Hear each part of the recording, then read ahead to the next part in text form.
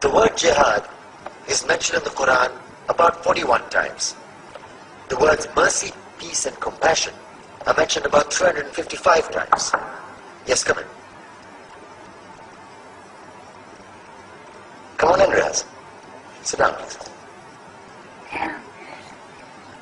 Contrary to popular belief in most Western cultures, Islam is a religion that preaches peace and tolerance. Yes, Patricia. If Islam truly is a religion that preaches peace, then how come the world's most troubled spots, the West Bank, Afghanistan, Pakistan, Iraq, they're all plagued with Islamic terrorism? Well, that depends on your definition of terrorism. Some might argue that the U.S. invasions of countries like Iraq and Afghanistan are also acts of terrorism. Those were acts of war to get rid of despotic regimes. Or a means of getting at a country's oil. Conspiracy theories. Well, yeah. Yes, please. Go ahead, Riaz. Mr. Khan is right.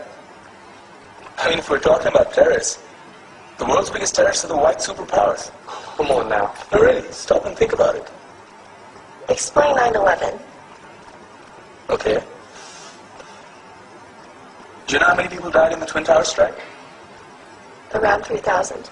And do you have any idea how many people died in the bombing of Afghanistan? Take a wild guess. More than 15,000 people died. And that's just conservative figures. About 50,000 tons of explosives were dropped on innocent civilians. Men, women, children. Yeah, but that was because of the Taliban. Now that you brought it up, did you know that the Taliban was a creation of the CIA to fight the Russians? Whatever. They were still harboring terrorists. Yeah, right. Terrorists that were never found. Just like the weapons of mass destruction that were never found in Iraq. Do you want to get into the death toll in Iraq? 500,000 civilians and counting. And what do Britain and America say when they don't find these weapons? It's simple. They just say sorry.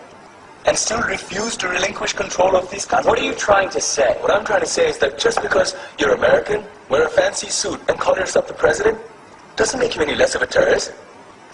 I'm saying that if you don't stop meddling in other people's countries, you will face a backlash. If Muslims like you feel that way, then why don't you get out of our country?